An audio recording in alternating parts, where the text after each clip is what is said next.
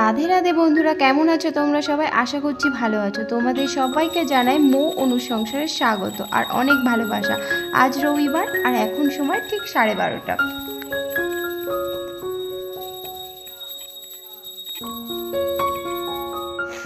বয়সের সাথে সাথে মানুষের কত রকমেরই না উপলব্ধি হয়। আর আমার ক্ষেত্রে যেটা হয়েছে সেটা হলো, আমি কত সময় না জীবনে শুয়ে বসে গল্প করে ঘুরে ফিরে নষ্ট করেছি। আর এখন চোখে অনেক স্বপ্ন, অনেক আশা, কিন্তু সময়ের অভাবে সব কিছু করে উঠতে পারি না। একজন গৃহবধূ হিসেবে সকালে ঘুম থেকে উঠে রাতে ঘুমোতে যাওয়ার আগ পর্যন্ত এত রকমের কাজকর্ম থাকে, সেগুলো করে উঠে যে নিজের স্বপ্ন পূরণ করব, সেটা আর হয়ে ওঠে না। আর এটা আমার কাছে অনেক বড় একটা ব্যাপার। এর জন্য চাই মনে অনেক সাহস ও কঠোর পরিশ্রম। একটু পরিচয় করে দিই, এই যে ছোট্ট একটা প্রাণ ঘুরে বেড়াচ্ছে ছাদের উপর, এ আর কেউ নয়, এ হচ্ছে আমার কন্যা। যে স্বপ্নগুলো আমি পূরণ করতে পারিনি অথচ দেখে রেখেছিলাম, এখন চেষ্টা করি একে দিয়েই পূরণ করানো। সে যাই হোক, যেটা বলছিলাম,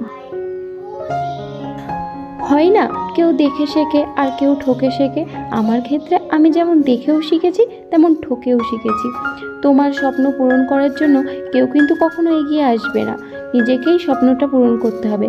আর তার সাথে নিজের কি পছন্দ করি বা অপছন্দ করি সেটা নিজেকেই বুঝে নিতে হবে। এর জন্য তোমাকে কেউ কিন্তু হেল্প করবেও না, তোমাকে এগিয়ে এসে বলবেও না যে তোমার কোনটা পছন্দ কি কোনটা অপছন্দ। সংসার ক্ষেত্রে তো এগুলো বেশি হয়ে থাকে। আমাদের কিসে ভালো হবে কিসে মন্দ হবে সব কিছুই আমরা জানি বুঝি, তবুও ভালোটা করতে আমাদের অনেক সময় লেগে যায় বা অনেক পরে বুঝতেও পারি। আর মন্দ জিনিসটা আমরা আমাদের খারাপ হচ্ছে বা সময়টা নষ্ট হচ্ছে জেনেও অনায়াসে করে থাকি। যেমন আমার ক্ষেত্রে সকাল থেকে রাত পর্যন্ত অনেকটা সময় ফোনের পিছনেই চলে যায়, যে সময়টা থাকলে আমার অনেক গুরুত্বপূর্ণ কাজ শেষ করতে পারতাম, কিন্তু আমার সেটা হয়ে ওঠে না। সকালে ঘুম থেকে উঠে একটা সুন্দর রুটিন বানিয়ে কাজগুলো করে নেব, নিজের জন্য একটু সময় বার করে নেব, সেটাও হয়ে ওঠে না। এর ফলে সকালের কাজ দুপুরে আর রাতের কাজ দুপুরের কাজ রাত্রে, এইভাবেই দিনগুলো চলে যাচ্ছে। প্রতিদিনই ভাবি কাল থেকে সব ঠিক করে নেব, কিন্তু সেই কালটা আর আসছে না। আমার জীবনটা এইভাবেই চলছে। যখন কোনো প্রতিভাপূর্ণ ব্যক্তি কঠোর পরিশ্রম করে না, তখন তার ধীরে ধীরে প্রতিভাটা নষ্ট হয়ে যায়। যখন আমি ছোট ছিলাম তখন আমার মেধাশক্তিও খুব ভালো ছিল। আমার মা বাবা আত্মীয় স্বজন সকলেই আমাকে কঠোর পরিশ্রম করতে বলতো, কিন্তু সেভাবে আর কঠোর পরিশ্রম করেও হয়নি। যেটা হয়, আগেই বলেছি, অনেকটা সময় আমি ঘুরে ফিরে নষ্ট করে ফেলেছি। কথাই আছে, তুমি যত পরিশ্রম করবে তোমার মেধা তত বৃদ্ধি পাবে। আর অলসতায় দিন কাটাতে থাকলে যতটুকু মেধা আছে সেটুকুও তুমি হারিয়ে ফেলবে। পরিশ্রমের সাথে সফলতার কিন্তু একটা গভীর সম্পর্ক আছে। ভগবান শ্রীকৃষ্ণও কিন্তু বলেছেন, তুমি কর্ম করো, ফলের চিন্তা করো না, ফল একদিন নিজে থেকেই তোমার কাছে এসে ধরা দেবে। আমার তোমাদের সাথে এত কথা বলার একটাই কিন্তু উদ্দেশ্য, সেটা হলো আমি তোমাদেরকে সাথে নিয়ে জীবনের পরিবর্তনটা শুরু করতে চাইছি।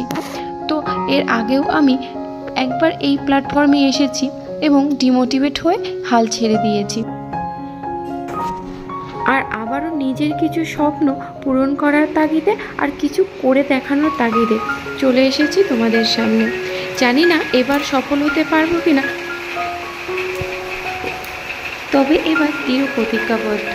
জানি সফল হতে পারবো কিনা, তবে কঠোর পরিশ্রম করে যাব। সাফল্য তোমাদের আর ভগবানের হাতে। আর সেই শুক্রবার রাত থেকে প্রচণ্ড হারে এক নাগাড়ে 3 দিন বৃষ্টি হয়ে যাওয়ার দরুন আমার বাড়ির উঠোনের সামনের থেকে আমাদের মেন রোড পর্যন্ত জল বেঁধে গেছে। আর এখনও বৃষ্টি পড়েই যাচ্ছে, না থামার কোনো নামগন্ধ নেই।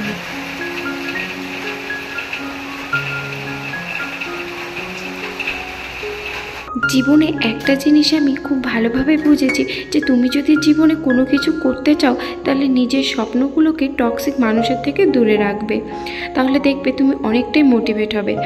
আর নিজেকে মোটিভেট করতে হলে সমস্ত নেগেটিভ জিনিস এবং চিন্তা থেকে দূরে থাকতে হবে, তাহলে জীবনটা আস্তে আস্তে তোমার সাফল্যের দিকে অগ্রসর হবে।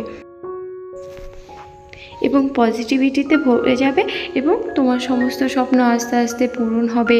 সাথে তোমার মানসিক শান্তিও মিলবে, আর সেই মানসিক শান্তি তোমার শরীরে এবং মুখে ফুটে উঠবে, যার দরুন তোমার নিজের কাছের মানুষের সঙ্গে তোমার আত্মীয়তা যেটা হয় সেটা আস্তে আস্তে আরও সুন্দর হয়ে উঠবে।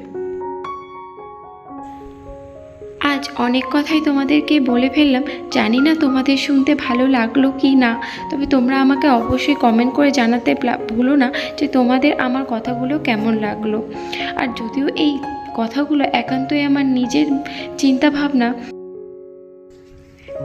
আর আমার ভিডিওটা যদি তোমাদের ভালো লেগে থাকে তাহলে অবশ্যই আমার চ্যানেলটাকে সাবস্ক্রাইব করে আমার পাশে থেকো। আর একটা লাইক করতে যেন ভুলো না, তোমাদের একটা লাইক আমাকে পরবর্তীকালে নতুন ভিডিও বানাতে আরও অনেক বেশি ইন্সপায়ার করবে। আর কমেন্ট করে অবশ্যই জানিও যে তোমাদের কেমন লাগলো। তো আজকে যেহেতু রান্না করতে আসতে অনেকটাই দেরি হয়ে গেছে, তো ভাবলাম চটজলদি যা কিছু রান্না করা যায় করে নিই। তো এখানে আমি রান্না করেছি আজকে কই মাছের ঝোল আর রুই মাছ দিয়ে আলু টমেটো দিয়ে একটা পাতলা ঝোল।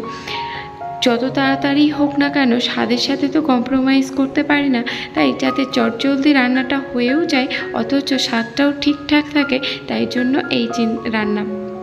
তো চলো বন্ধুরা, আজকের মতো ভিডিওটা আমি এখানেই শেষ করছি।